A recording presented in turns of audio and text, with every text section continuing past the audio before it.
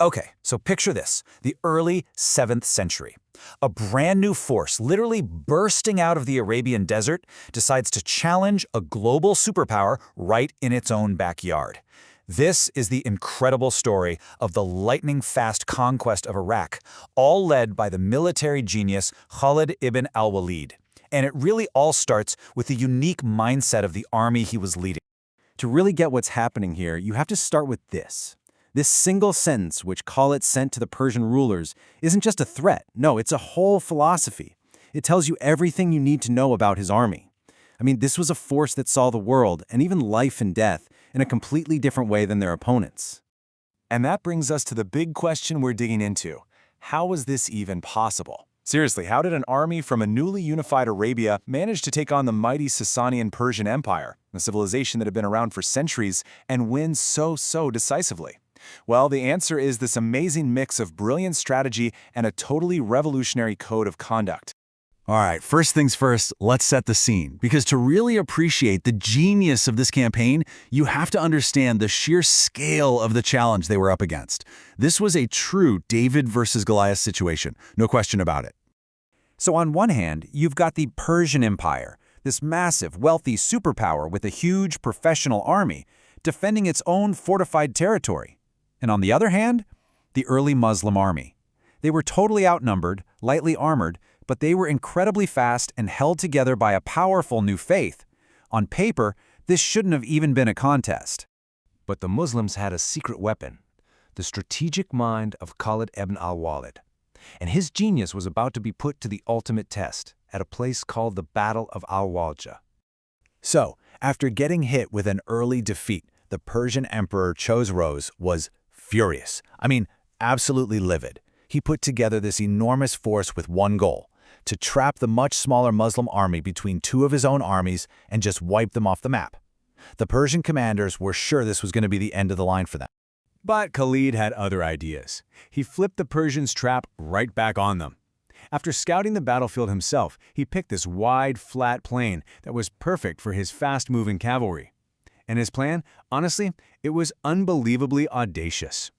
He sent 2 small detachments on this long, hidden march to get them positioned behind the massive Persian army. Then his main force would charge the Persians head-on, sucking them into the fight.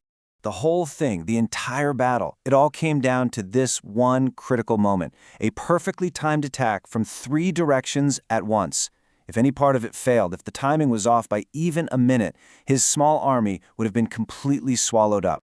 And this is where you just see his mastery at work. As the main battle is raging and the Persians have thrown all their forces forward, Khalid gives the signal. Bam! The 2 hidden detachments slam into the Persian rear. Suddenly they're trapped, getting hit with a fierce attack from the front and a total surprise from behind.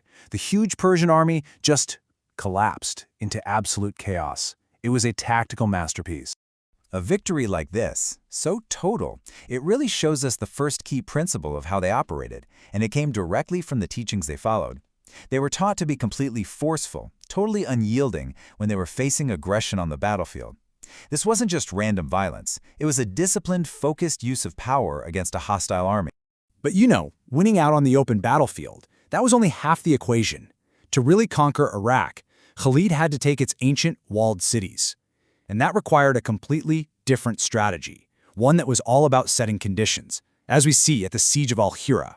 So the next big target was al-Heerah, a super strategic and heavily defended city. If they could take it, they could control the whole region. But this wasn't an open field. Here, the defenders had all the advantages, safe behind their massive fortress walls. And they definitely put up a fight. As Khalid's army got close, the people of al-Heerah manned their defenses. The historical accounts tell us they were throwing down stones and raining arrows on the Muslims below, determined to hold them off. But here's where things take a turn. The siege doesn't end with a bloody, wall-smashing assault. Instead, something else happens. Seeing how determined the army outside was, the city's leaders decided to talk. They actually came out of their forts and worked out a peace treaty. The city would be spared, and in return, they'd pay the jizyah, which was a tax for non-Muslims that guaranteed them the state's protection and exempted them from having to serve in the army.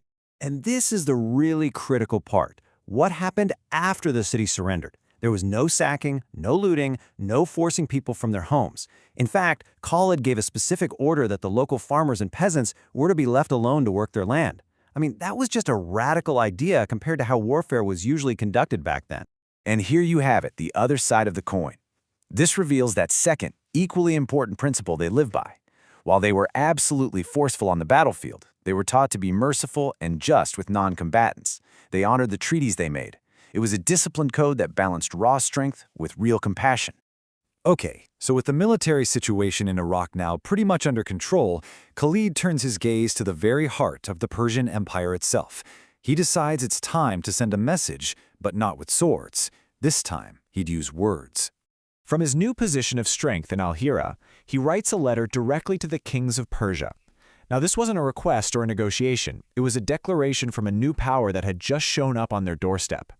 In the message itself, wow, it lays out a really clear choice. Become Muslim and you'll be safe, or make a treaty and pay the tax. But then comes that warning, a warning that cuts right to the core of his army's strength. It's a psychological challenge, right? He's contrasting the Persian love for worldly power with his army's focus on the next life. That idea was a weapon just as powerful as any sword. And just like that, the conquest of Iraq was pretty much complete. In an incredibly short amount of time, the entire political and military map of the region had been completely redrawn. The city of al-Heerah, which was once a Persian stronghold, was now the main base of operations for the Muslim armies. And from there, a new order was set up, one that would project its influence for centuries. So how do we make sense of this incredible mix of ferocity in battle and mercy in victory?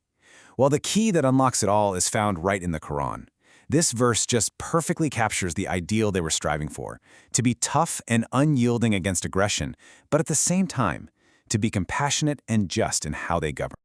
So, in the end, what we're looking at here is so much more than just another military win.